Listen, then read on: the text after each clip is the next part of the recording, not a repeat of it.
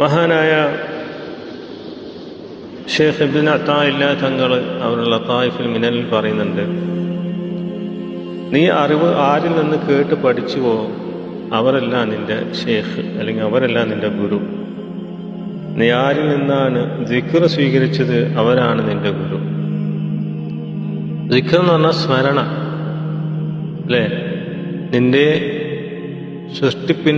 സൃഷ്ടിപ്പിൻ്റെ ലക്ഷ്യത്തിലേക്ക് എത്തിക്കുന്ന ഒരാൾ. നിന്റെ സൃഷ്ടിപ്പിൻ്റെ ലക്ഷ്യം അതൊരു സ്മരണയാണ്. അത് മറന്നവരാണ് നമ്മളവിടെ അല്ലേ? അള്ളാഹുവിൻ്റെ അർവാഹിൻ്റെ ലോകത്ത് നമ്മൾ അള്ളാഹുവിന് സാക്ഷ്യം വഹിച്ചു, പക്ഷെ ഇവിടെ വന്നപ്പോൾ ആ കരാറ് മറന്നു. അതിനെ ഓർമ്മപ്പെടുത്തുന്ന, അതിലേക്ക് നയിക്കുന്ന ഒരാൾ, അതാണ് നിന്റെ യഥാർത്ഥ ഗുരു. എങ്ങനെ സ്മരണ,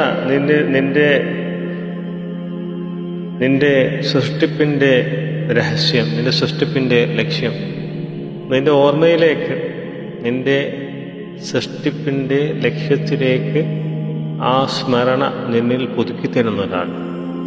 അതിൽ അല്ലാഹുവിൻ്റെ സ്മരണ ഉണ്ടാവും, നിന്റെ ലക്ഷ്യത്തിൻ്റെ സ്മരണ ഉണ്ടാവും, ആഖിറത്തിൻ്റെ സ്മരണ ഉണ്ടാവും. ഇതാണ് സിക്ർ എന്ന് പറഞ്ഞാൽ.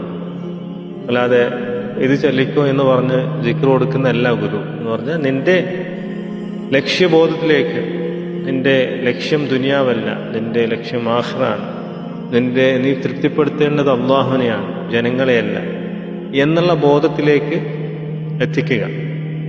ഇഹ്സാൻ എന്ന മക്കാമാണ്. ഇഹ്സാൻ എന്ന മക്കാമാണ് അല്ലേ? നീ അള്ളാഹുവിനെ കാണുന്നില്ലെങ്കിലും അള്ളാഹു നിന്റെ കൂടെ ഉണ്ട് എന്നുള്ള ഓർമ്മപ്പെടുത്തൽ. അതിലെല്ലാ ദിക്റും പെടും. നിന്റെ ലക്ഷ്യത്തിൻ്റെ,